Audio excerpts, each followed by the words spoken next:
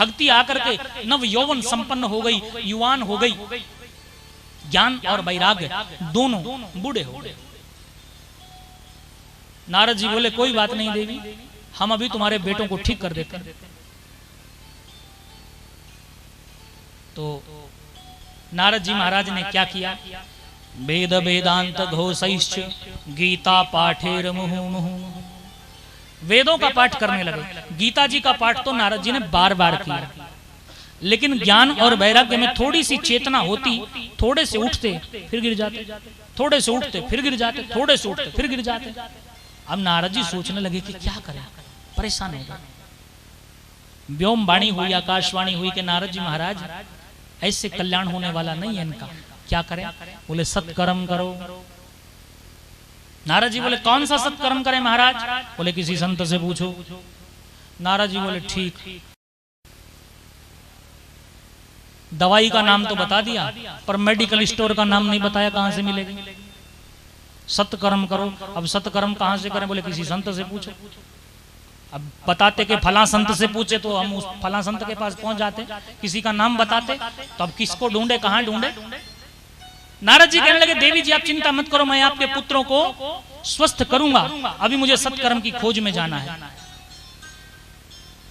तो नारद जी महाराज सत्कर्म की खोज में चल पड़े और जाते हैं संतों के पास। संतों को प्रणाम करके पूछते हैं महाराज ये सत्कर्म क्या होता है?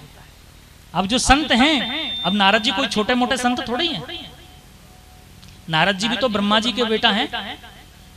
अब नारद जी जैसा संत आकर के संतों से पूछे कि सत्कर्म क्या है, जो बेचारे छोटे होते हैं वो तो हाथ जोड़ लेते हैं, महाराज आप ब्रह्मा के बेटा हैं, हम कैसे आपको बताएं, आप हमसे ज्यादा जानते हैं। भाई एक बड़ा डॉक्टर, एक डिग्री वाला डॉक्टर एक छोटे मोटे गांव के डॉक्टर से और पूछे कि सर में दर्द हो रहा है कौन सी दवाई खाऊं, वो क्या कहेगा महाराज आप इतने बड़े डॉक्टर हैं, पढ़े लिखे हैं, हमसे पूछ रहे हैं कि क्या खाएं, कौन सी दवाई लें?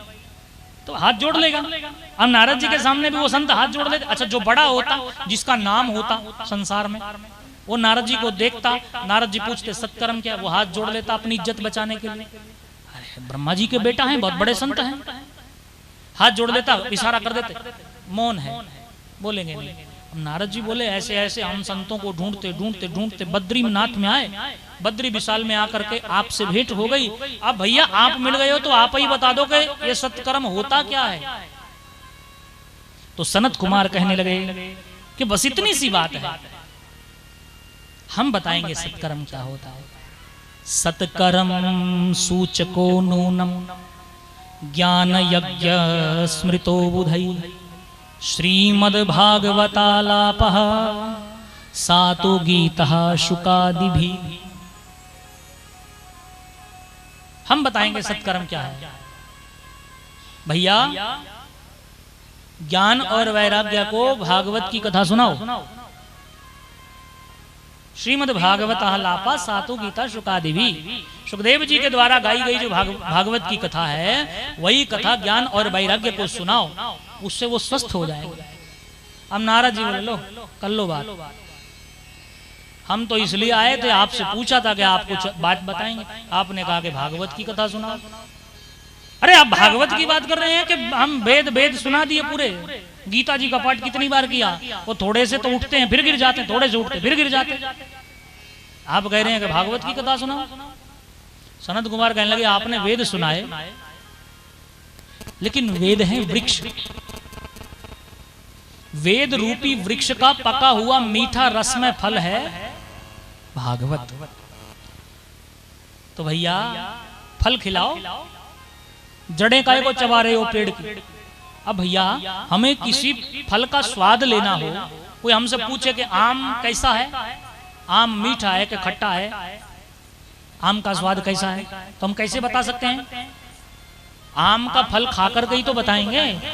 और कोई तर्क दे कि भैया आम तो है नहीं, आम का सीजन नहीं है, तो क्या करें? बोले पत्ते खाओ, टहनी खाओ, छाल खाओ, आम की जड़ कूट कूट करके पियो, क्या आम का स्वाद आएगा? नहीं आ सकता। सनत कुमारों ने ऐसे उदाहरण दे करके नारद जी को समझाया कि नारद जी महाराज घर में गृहिणी जब पूड़ी बनाती है, वो काय में बनाती है? घी में। और पूड़ी बनाते बनाते घी हो जाए खत्म,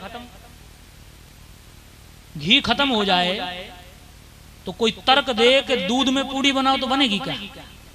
और कहे कि दूध तो घी का भी बाप है। घी कहां से प्रकट हुआ? दूध से ही तो घी निकला है। अब घी खत्म हो गया तो दूध में क्या पूड़ी बन सकती है? नहीं बन सकती है। और चाय बनानी हो तो दूध ना हो, कोई तर्क दे के दूध से घी निकला है तो घी से बना, बनेगी क्या? ऐसे ही गन्ने का रस उसी से बनती है शक्कर, उसी से बनती है मिठाई। अब मिठाई बनाते समय शक्कर खत्म हो जाए, कोई तर्क दे के गन्ने के रस से बनाओ, बनेगी क्या मिठाई? रस अपना काम करेगा, शक्कर अपना काम करेगी, मिठाई अपना काम करेगी, दूध अपना काम करेगा, घी अपना काम करेगा।